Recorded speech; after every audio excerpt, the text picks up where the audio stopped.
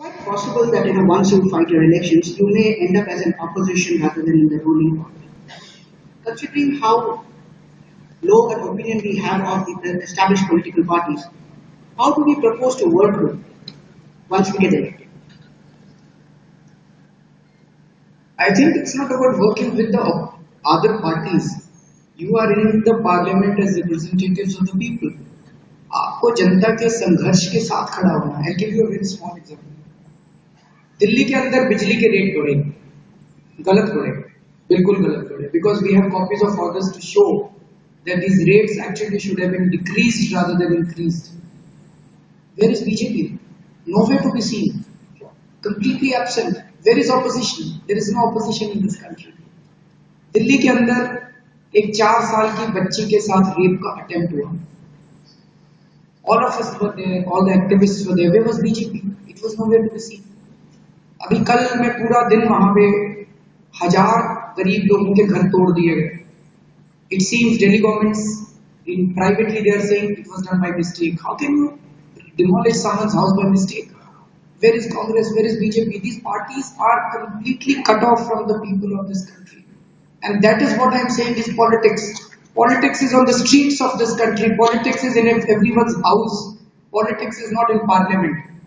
संसद के अंदर पॉलिटिक्स नहीं होती है. पॉलिटिक्स देश की गलियों के अंदर होती है. पॉलिटिक्स देश के हर घर के अंदर होती है. इस पॉलिटिक्स की so when you start doing it, whether you are in opposition और वेदर इन रूलिंग पार्टी, आपका धर्म यह है कि आप जनता की आवाज को संसद तक पहुंचाएंगे. आप अपोजिशन बन के पहुंचाएंगे कि आप रूलिंग पार्टी बन के पहुंचाएंगे, छोटी सी बात है. लेकिन आप जनता की आवाज को जिस दिन संसद के अंदर पहुंचाएंगे उस दिन जनता का संसद पे विश्वास बढ़ेगा. आज जनता का संसद से विश्वास खत्म हो चुका है. On that. When you get into house, you are called a lawmaker. You are supposed to make laws. That's a different thing to do anything else but to do that. So at some point, as a responsible opposition, you have to work with the established parties. There has to be some working relationship. So how would that come up?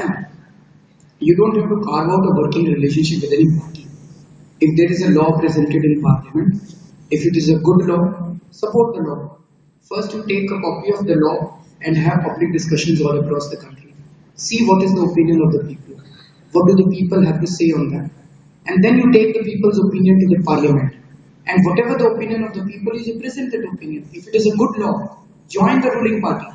Join them in that particular debate. If it is a bad law, oppose that. Thank you so much. Mr. Kamal, do you agree with Mr. Kejriwal?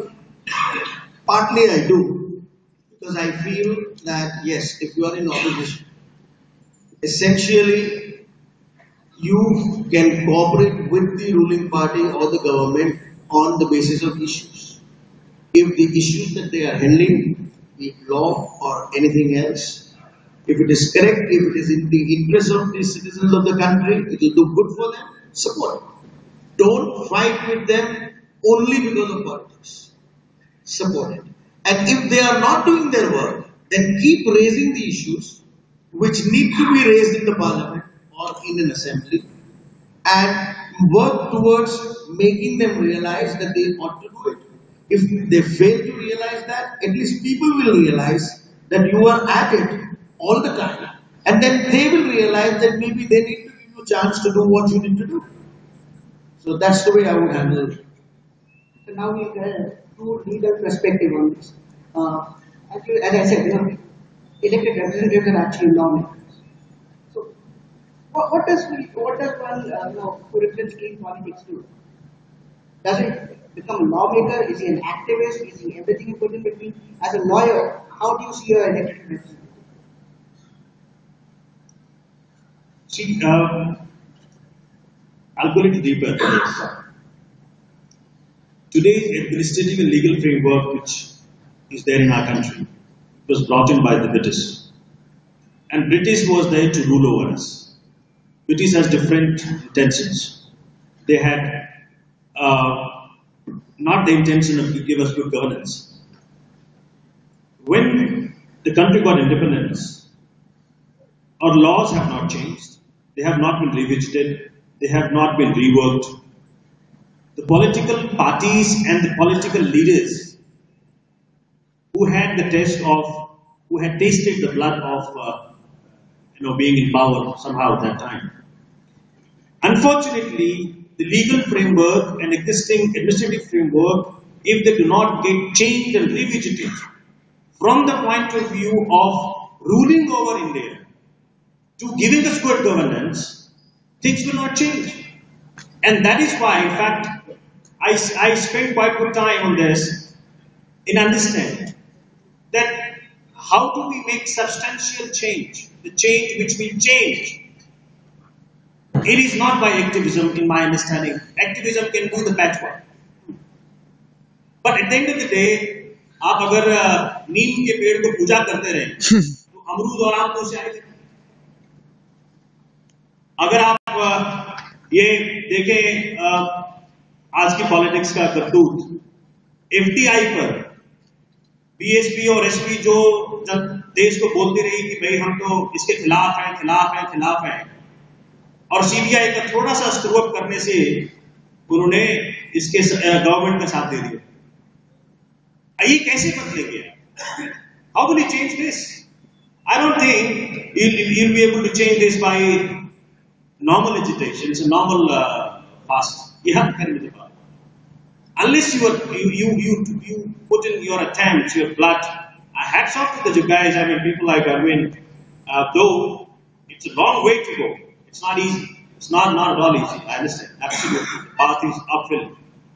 And all of us, if this attempt made by the middle class in particular, I said this movement has been a middle class.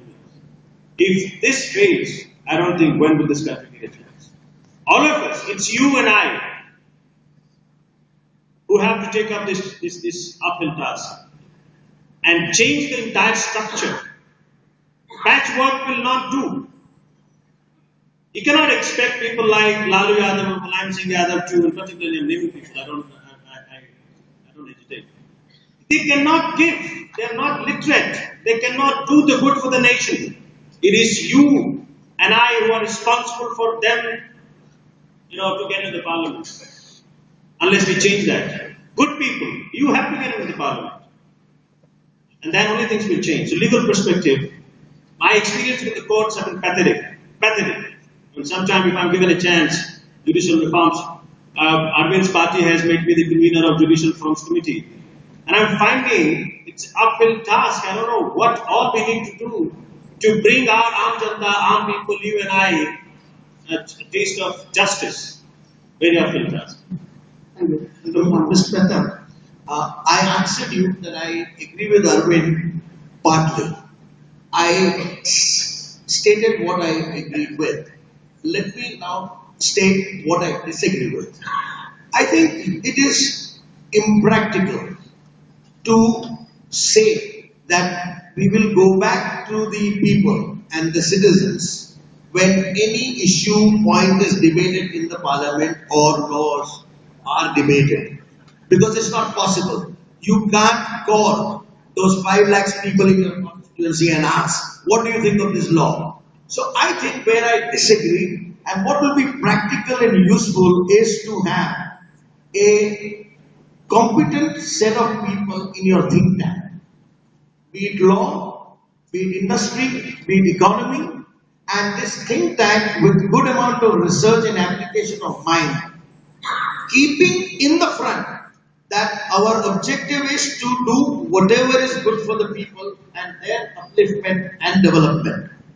Then, whatever is right, that is the stand you need to take in the parliament and go ahead. I think that will be easier, faster and more practical. Please, but we are running really short of time to make it quick. Okay. You see, there is some misconception about what we've been saying, that we want more and more direct people's participation in the decision-making process of the government. Now, I won't go in details, but as far as the legislature is concerned, out of all the democracies which exist in the world, only 5 countries are there where you don't have referendum and initiative. There is a concept of referendum and initiative. It exists in all the democracies in the world barring 5 countries. India happens to be one of those 5 unfortunate countries. What is the referendum? What is